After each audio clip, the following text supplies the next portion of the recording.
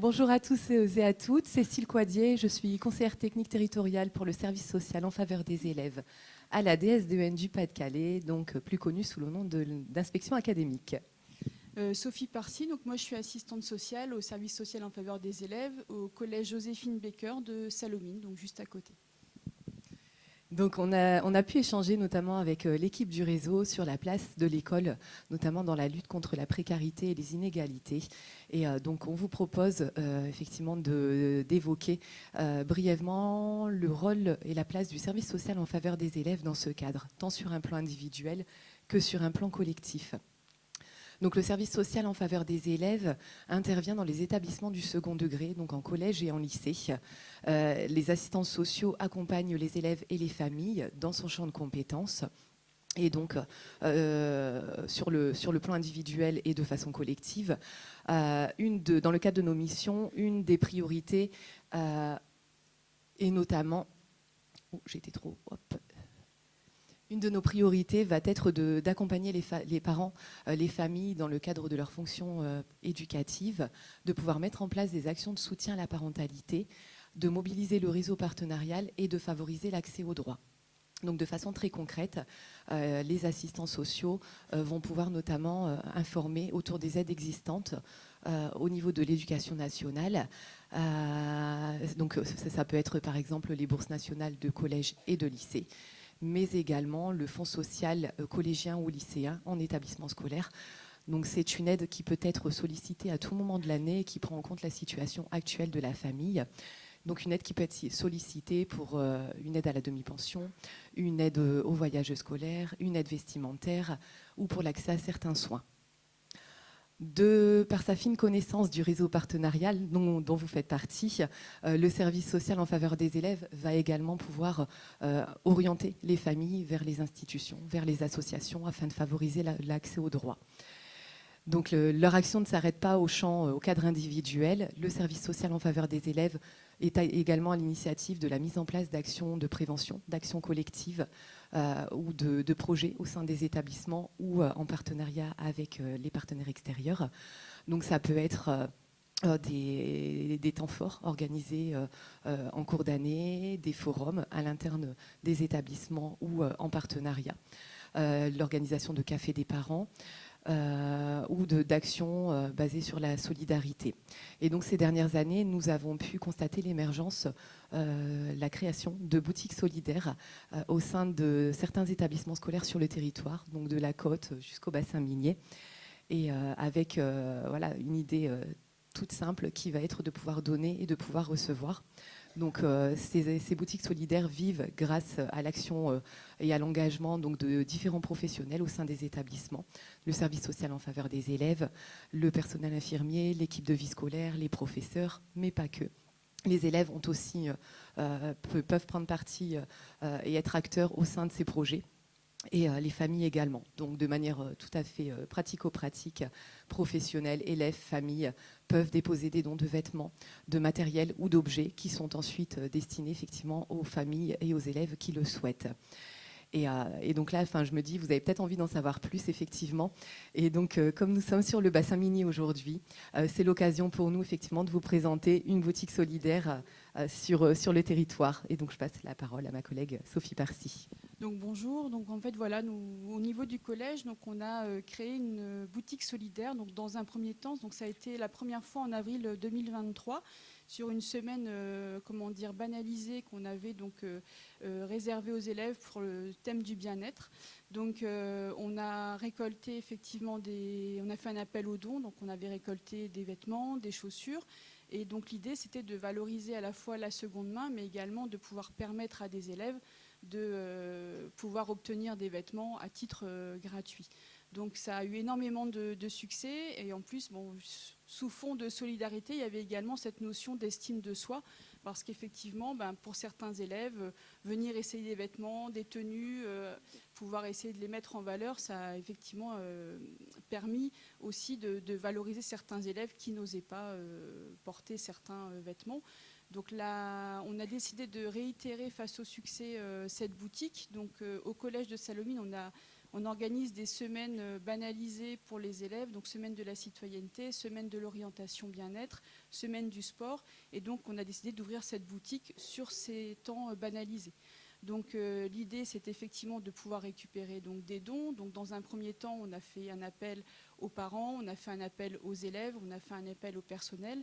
Et on s'est rendu compte qu'effectivement, il fallait que... On recevait beaucoup au niveau des personnels, mais finalement peu au niveau des familles. Donc on s'est dit comment faire pour mobiliser davantage les familles sur le système de troc et d'échange.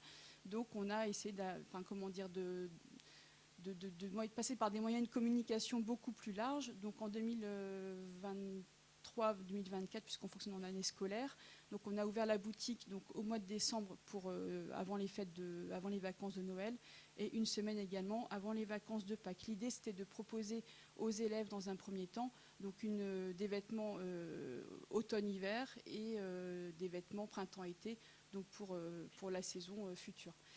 On s'est rendu compte, on a essayé donc de pouvoir encore améliorer un petit peu les choses. On a déménagé, donc on a un nouvel établissement scolaire.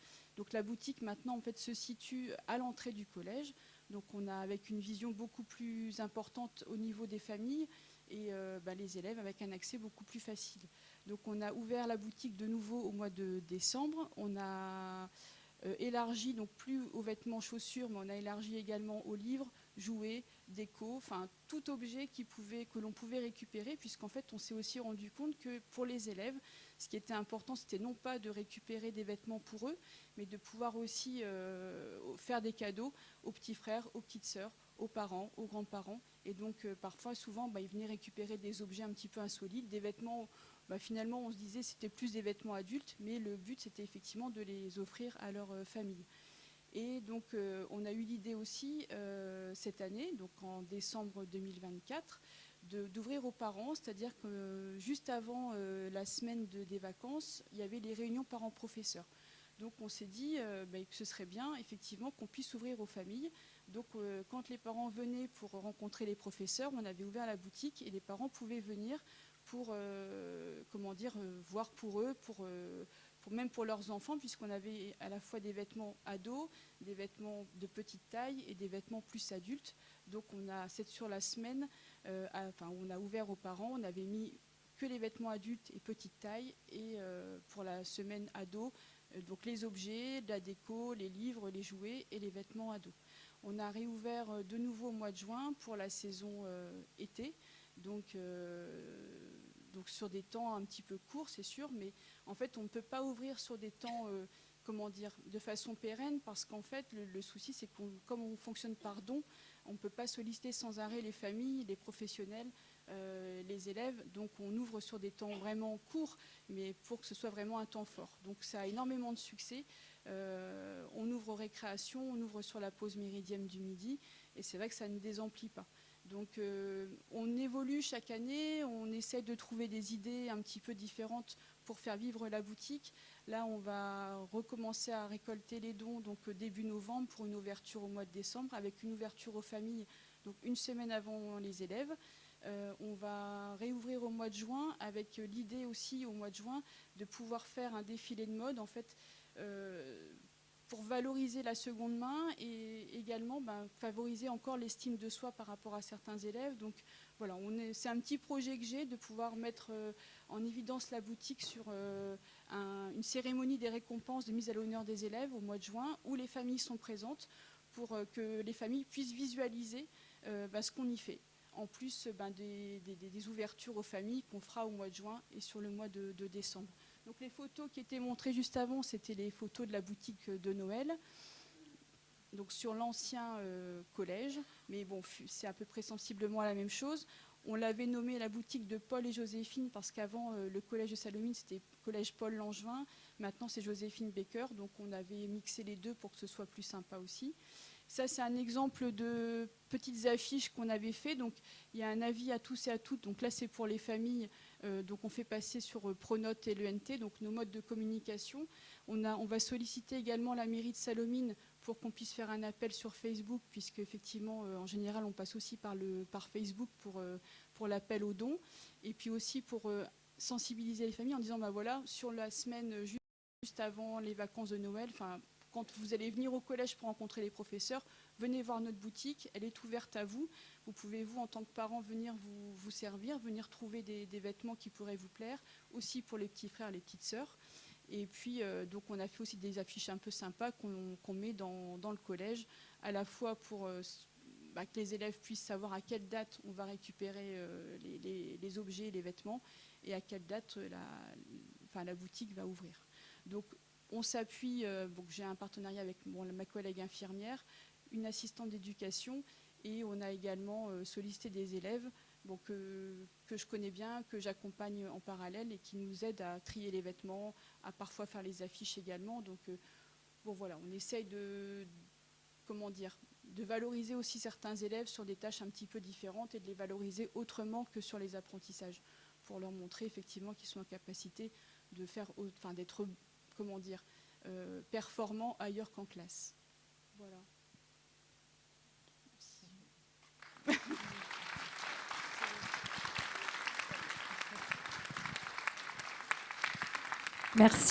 Merci beaucoup Sophie et Cécile. Petit temps de questions-réponses avec la salle. Est-ce que vous avez des questions pour le service social en faveur des élèves sur ce projet ?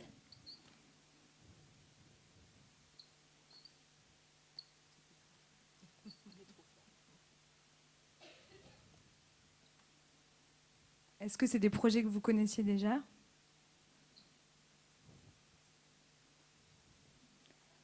Alors moi j'ai une question. Est-ce qu'il y a d'autres projets un peu similaires ? Est-ce que vous avez un espèce d'état des lieux, des projets similaires qui ont lieu sur l'ensemble du département du Pas-de-Calais ? Je pense que sur d'autres établissements scolaires, il y a des boutiques qui sont ouvertes. Alors après, de façon différente, peut-être, je pense sur un établissement sur Hénin-Beaumont, qui est animé par une assistante d'éducation, mais je pense que la boutique, elle est ouverte de façon peut-être plus régulière ou avec un accès plus limité par rapport aux problématiques d'élèves qui auraient des besoins. C'est vrai que nous, on l'ouvre à tous, donc il n'y a pas effectivement de restrictions par rapport à de critères sociaux, de besoins, d'âge. Donc je pense qu'effectivement, sur d'autres territoires, il y a des ouvertures de boutiques, mais qui fonctionnent différemment que sur Salomie. On peut avoir des boutiques éphémères en fait à certaines périodes de l'année, après des boutiques qui vont être ouvertes et accessibles tout au long de l'année, mais ça peut être également des actions basées sur la solidarité aussi, une journée autour de la citoyenneté, de la solidarité, vraiment avec une action dans ce cadre-là aussi. C'est vrai que c'est spécifique à chaque établissement, à chaque équipe aussi qui fait tourner cette boutique en lien avec le SSFE effectivement. Merci. Une question, Maïté.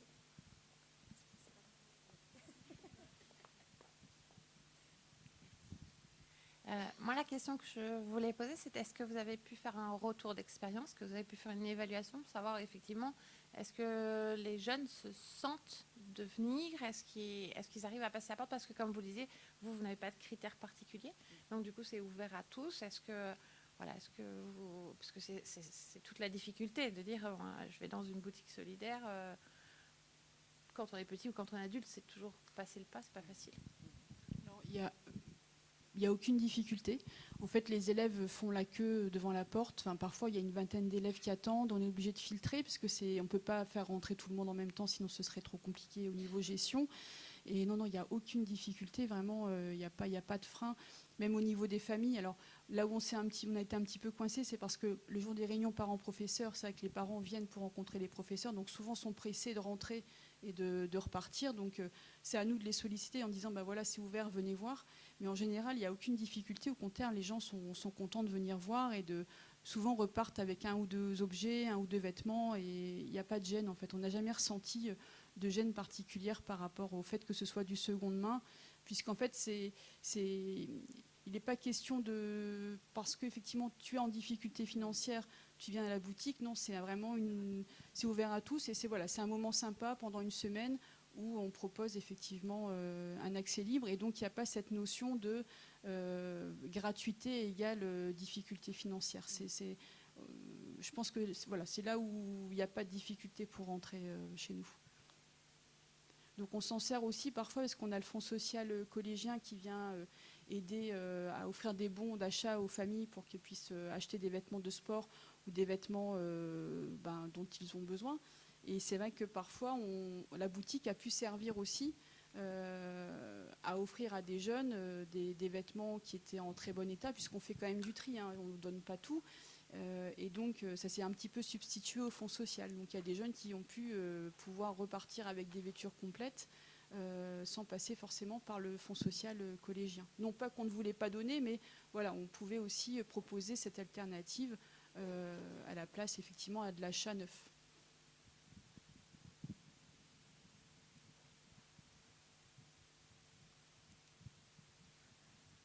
Encore une petite question de la part de Céline. Juste savoir si vous êtes ouvert aux familles extérieures, c'est-à-dire les parents dont les enfants ne sont pas au collège. Je pense à la commune de 8000 où ils ont une boutique solidaire au collège de 8000, puis la de Rosiers, où là les familles en fait dont les enfants ne sont pas inscrits au collège peuvent, parce que certainement que leur espace permet en fait l'entrée facile dans cette boutique solidaire. Je ne sais pas si c'est votre cas. Nous, on ouvre aux parents, enfin, on a ouvert aux parents d'élèves du collège. Ouais.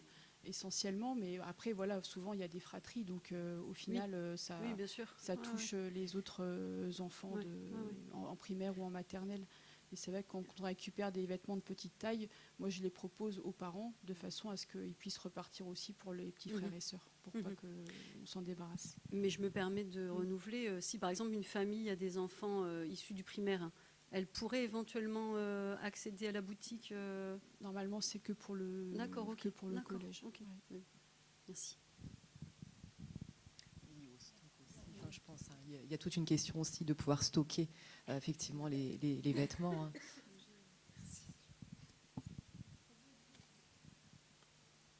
Oui. Puis d'une part de la sécurité des locaux, du lieu de stockage aussi, des personnels qui sont aussi présents pour... qui est différente. C'est vraiment dans le collège en fait, donc il faut repasser la grille et c'est plus compliqué. Oui, bonjour. Moi, j'avais une question également. On sait que parfois, c'est compliqué de faire entrer les parents dans l'école. Et est-ce que ce dispositif a permis un peu de, pourquoi pas après, de rebondir sur des cafés des parents ou alors des besoins des parents qui auraient besoin de pouvoir vivre autre chose au sein de l'école ? Pour l'instant, non, mais pourquoi pas, ça peut être effectivement une idée. En fait, l'idée, c'est aussi de montrer aux parents la boutique, peut-être aussi pour favoriser leur venue, puisqu'effectivement, nous, on se trouve quand même confrontés à la difficulté de faire venir les parents au collège. Hein. Donc, il y a des cafés des parents qui sont organisés, mais pour l'instant, sur d'autres thèmes. Mais pourquoi pas, effectivement, inclure... un café des parents avec la boutique par la suite. Ça peut être effectivement une idée auquel on n'a pas encore pensé. Effectivement, merci.